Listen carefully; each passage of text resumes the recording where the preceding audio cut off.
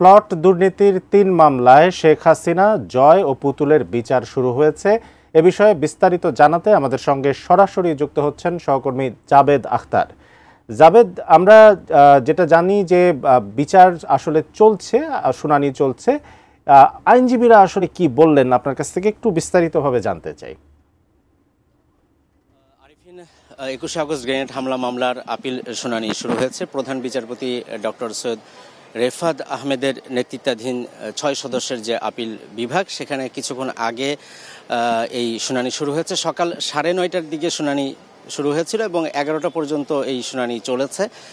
মাঝখানে বিরতি ছিল, বিরতির পর আবারও আদালতের শুনানি শুরু হয়েছে। আজকে শুনানি করছেন প্রথমে অতিরিক্ত অ্যাটর্নি জেনারেল অনিক আর হক, তিনি শুনানি করেছেন এবং এই মুহূর্তে শুনানি করছেন রাষ্ট্রপক্ষের আইনজীবী deputy attorney general barrister Abdullah Al Mahmud Masud. তারা যে মামলার সাক্ষ্য গ্রহণের যেই বিষয়গুলো ছিল সেই বিষয়গুলো তারা তুলে ধরছেন। এবং এখানে একটি বিষয় যে আপনি জানেন যে 21 আগস্ট, যেটি 2004 সালে 21 আগস্ট গ্রেনেড হামলা মামলায় 24 জন নিহত হয়েছিলেন এবং 3 শতাধিক মানুষ সে সময় আহত হয়েছিলেন। এবং এই ঘটনার পরে 2018 সালের 10ই অক্টোবর এই মামলায় যে নিম্ন আদালতে রায় হয়েছিল, সেই রায়ে লুৎফুজ্জামান বাবর, যিনি সাবেক স্বরাষ্ট্রমন্ত্রী, তিনি সহ 19 জনকে মৃত্যুদণ্ড দেওয়া হয়েছিল। সেখানে আব্দুল সালাম পিন্টু ছিলেন সাবেক উপমন্ত্রী, এবং বিএনপির ভারপ্রাপ্ত চেয়ারম্যান তারেক রহমান সহ 19 জনকে দেওয়া হয়েছিল যাবজ্জীবন। যেখানে বিএনপির তখনকার খালেদা জিয়ার রাজনৈতিক সচিব হারিস চৌধুরী যেমন আছেন, কাইকোবাদ আছেন।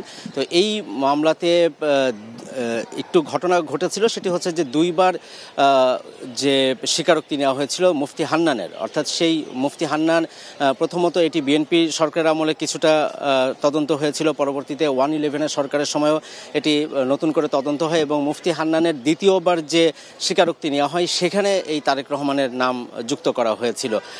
এই মামলাতে পরবর্তীতে হাইকোর্ট থেকে গত বছরের 1 ডিসেম্বর বিচারপতি AK-M আসাদুজ্জামান এবং বিচারপতি এনায়েত হোসেনের হাইকোর্ট বেঞ্চ সব আসামিকে খালাস দিয়ে রায় দিয়েছিলেন এবং সেই খালাসের কারণ হিসেবে তারা উল্লেখ করেছিলেন যে যেখানে এই যে মুফতি হান্নানের একই মামলায় দ্বিতীয়বার যে স্বীকারোক্তি সেটি আসলে অ্যাপ্লিকেবল না, এটি কোনোভাবে গ্রহণযোগ্য নয়, সেই ভিত্তিতেই তারা মামলাটিকে বাতিল করেছিলেন।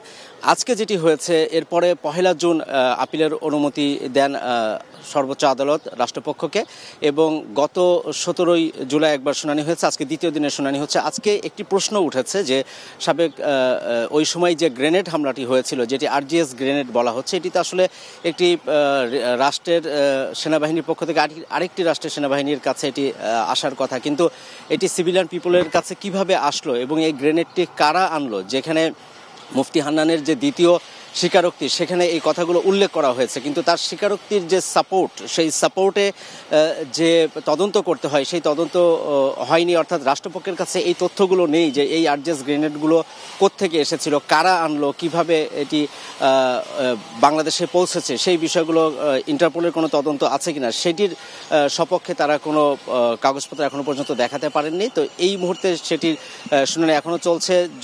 এরপরে সাক্ষ্য গ্রহণ পর্যায়ে শেষ হলে আর্গুমেন্ট শুরু হবে। তারপরে আজকে যতটুকু মনে হচ্ছে যে রাষ্ট্রপক্ষ যে শুনানি, সেই শুনানিটি শেষ হবে। গত 17 জুলাই যেটি হয়েছিল, 2 জন পলাতক আসামি হানিফ পরিবহনের মালিক মোহাম্মদ হানিফ সহ 2 জনের জন্য SM শাহজাহান, তাকে স্টেট ডিফেন্স লয়ার বা রাষ্ট্রনিযুক্ত আইনজীবী হিসেবে নিয়োগ করা হয়েছিল। অতএব তারও বক্তব্য যেটি পলাতক আসামিদের বিরুদ্ধে, সেটিও একদিন শুনানি হবে। তো আজকে মনে হচ্ছে না যে এটির কোনো ফাইনাল কনক্লুশন হবে, তবে রাষ্ট্রপক্ষ যেই শুনানির পার্টটুকু রয়েছে সেই শুনানির পার্টটুকু হয়তো শেষ করবেন। আরেফিন।